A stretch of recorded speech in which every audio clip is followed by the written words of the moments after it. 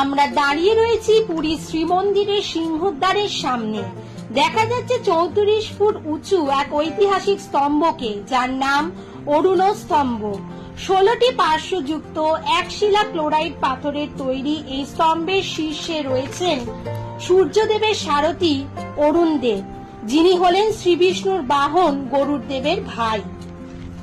রামায়ণে জটায়ু পাখির কথা আমাদের সবার মনে আছে।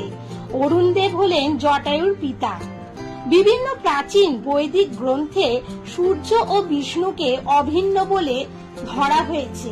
সম্ভবত সেই কারণে অষ্টাদশ শতকের শেষ ভাগে, মানে আজ থেকে 250 বছর আগে, ভৈরাজা দ্বিতীয় দিব্যসিংহদেবের রাজত্বকালে মারাঠা গুরু ব্রহ্মচারী গোসাই কোনার্ক থেকে অরুণ স্তম্ভটি এনে পুরীর শ্রীমন্দিরের পূর্বদ্বারের সামনে স্থাপন করেন।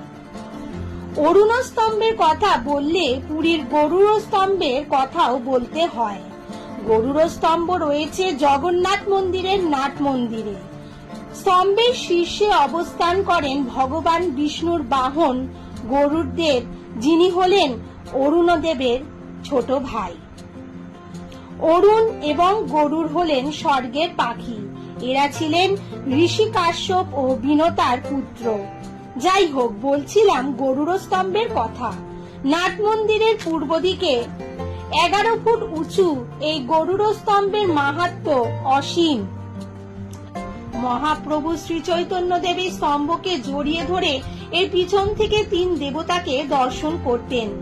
জগন্নাথ ভক্তরা বিশ্বাস করে মন্দিরের যে কোনো জায়গায় দাঁড়িয়ে আপনি জগন্নাথ দেবকে দেখতেই পারেন, কিন্তু গরুড় স্তম্ভের পিছনে দাঁড়ালে স্বয়ং প্রভু জগন্নাথ আপনাকে দেখেন।